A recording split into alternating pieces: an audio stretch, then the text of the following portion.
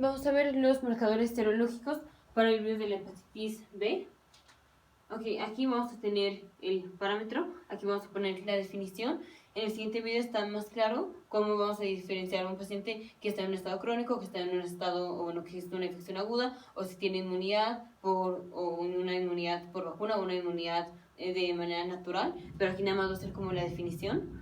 Entonces, esta morfología, bueno, ponemos HB, este es el virus de la hepatitis B, S de superficie antigen, surface antigen. Entonces el antígeno de la superficie, aquí el antígeno de la superficie va a estar pues en la superficie del virus de la hepatitis C, de la hepatitis B.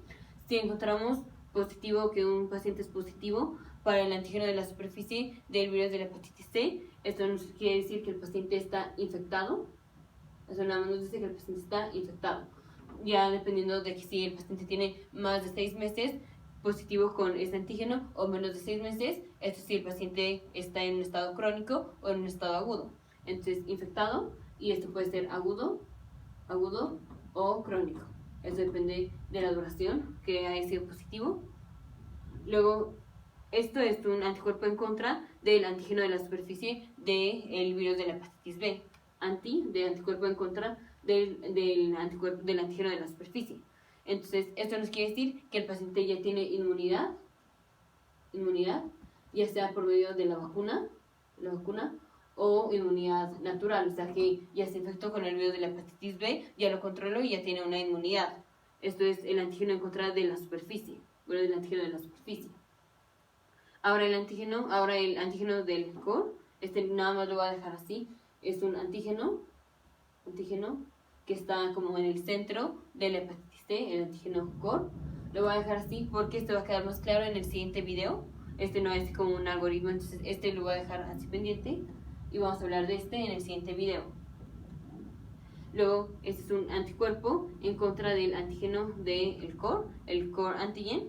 Esto va a ser, si son IgMs, nos quiere decir que el paciente tiene una infección reciente o aguda, Si son IgGs, quiere decir que el paciente ya tiene inmunidad, o sea, que está vacunado, o que que obtuvo la inmunidad por medio de una inmunidad, porque tuvo la infección, entonces de una manera natural, o que el paciente está en un estado crónico. Si el paciente está en un estado crónico, va a tener el antígeno de la superficie positivo y va a tener IgGs, porque ya no va a tener IgMs. Recordemos que después, en un periodo corto de tiempo, la IgM es la primera en aparecer, pero rápidamente cambia a ser la IgG. Entonces, en un estado crónico, vamos a tener positivo el anticuerpo en contra del core antigen, pero va a ser una IgG, no va a ser una IgM. Entonces, si el paciente está infectado recientemente, vamos a tener IgMs en contra del core antigen. Si es una infección crónica, vamos a tener IgGs en contra del core antigen. Luego vamos con el antígeno E. El antígeno E es secretado por los hepatocitos que son infectados por el virus de la hepatitis C. O sea, el virus de la hepatitis C no llega con, o el virión, no llega con el virus, con el antígeno E. O sea, tenemos aquí el virus, tenemos sus proteínas de la superficie, sus antígenos de la superficie, aquí está el antígeno de la superficie, tienes tu core antigen, este es el core antigen, y tienes su material genético. Aquí está el material genético. El antígeno E, lo voy a poner en otro color. El antígeno E no está en el virión maduro de la hepatitis B. O sea, cuando la hepatitis B llega de esta manera. Así llega el virus de la hepatitis B, infecta la célula, aquí está la célula se infecta. Ahora los hepatocitos infectados son los que producen el antígeno E.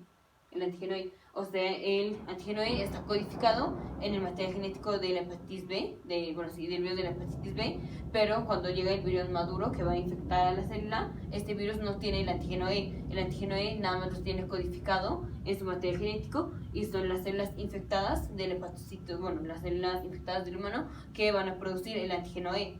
Ahora sí vamos a ver qué es el antígeno E.